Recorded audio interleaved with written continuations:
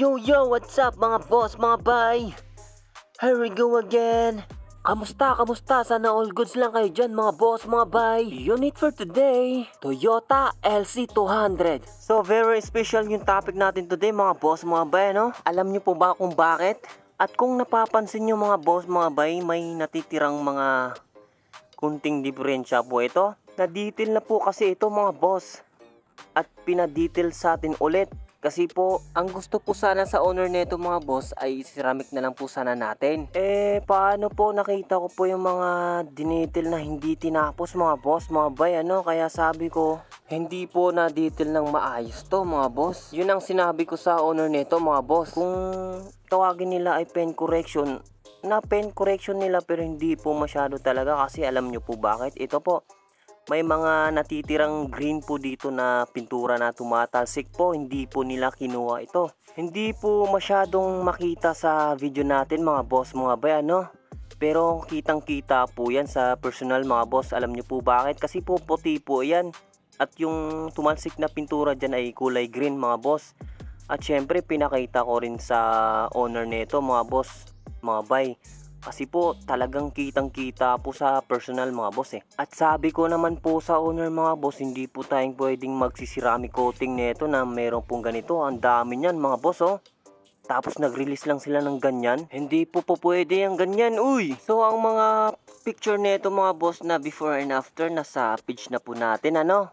At dito po ay papakita ko na lang po mga diferensya po. Iba po kasing picture tsaka video mga boss eh. At kung napapansin yung mga singit mga boss, may natitirang wax pa. Kasi dinitil lang po ito, sabay wax eh. Alam ko yan, mga galawang ganyan mga boss eh.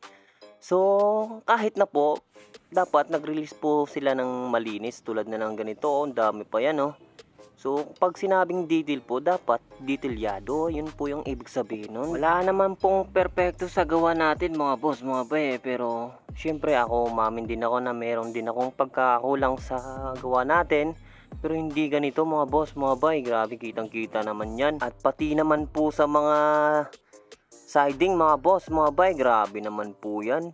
Kinoption nyo po detail, tapos ganyan. Detail ba kamo yan? Wala naman po akong ibig sabihin na ito mga boss, mga bay. Gusto ko lang po talaga ma-correct po yung mali at pagkukulang sa gawa nyo mga boss. Kaya po, pag ganitong trabaho mga boss, dapat may kunting kaalaman po kayo at may kunting training po. Hindi po kayo gaya-gaya lang po na wala po kayong tamang training mga boss. Kasi po, lalo na po yung sa mga tao nyo, baka makadali mga boss. Pero alam ko na po na may nadali na po sa inyo dyan. Alam ko na po yung issue nito mga boss, pero hindi ko na po ibabanggit, ano. So anyway mga boss, mga bay, pinakita ko na po lahat ito ng mga diferensya mga boss. Medyo mahaba po yung video natin for today, ano. At pero sana po matapos nyo po tong video natin mga boss. Yung finish natin ay nasa dulo po ng video natin mga boss. So lahat po yan na detail po natin at nalinisan po natin ng maayos yan mga boss, mga bay. Pati po yung mags at gastang po, lahat po, pati siding mga boss, mga bay, para malinis po at para matuwa po yung owner nito mga boss, mga bay, ano.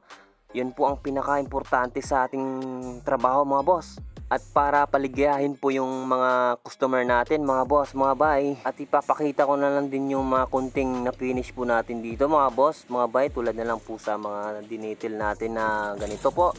Lalo na po sa mga siding mga boss. Kasi puti po kasi, kitang kita po lahat yan.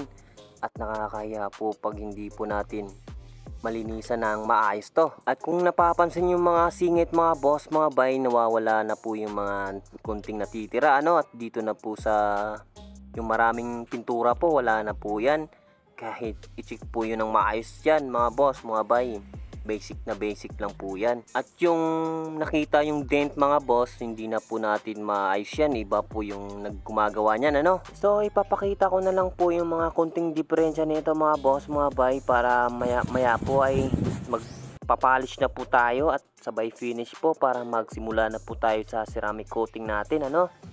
At kasama po yan sa ceramic coating natin yung glass din mga boss, mga bay. At siya nga pala mga boss, mga bay, ika-apat na nga pala ang unit nito ni boss owner mga boss, mga bay, no. Pinaceramic sa atin.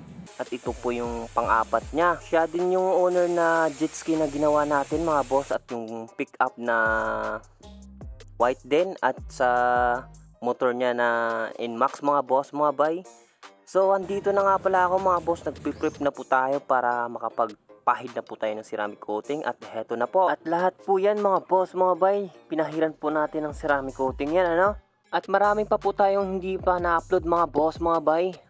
Antayin nyo po yung mga bagong pasabog natin ano. At lahat ng mga unit mga boss ay may kanya-kanyang kwento po yan ano. Gagawa pa rin tayo ng paraan hanggat sa makaya natin mga boss mga bay. Kasi pag iba't ibang unit po may iba't ibang kwento po yan. At sa gustong mag-comment mga boss mga bay, pwede po tayo mag-comment sa comment section natin ano. At palagay na lang po kung taga saan po kayo para alam po natin kung saan naabot ng video natin ano. So hanggang dito na lang po ako mga boss. Hanggang sa muli natin pagkikita mga boss mga bay. Paalam!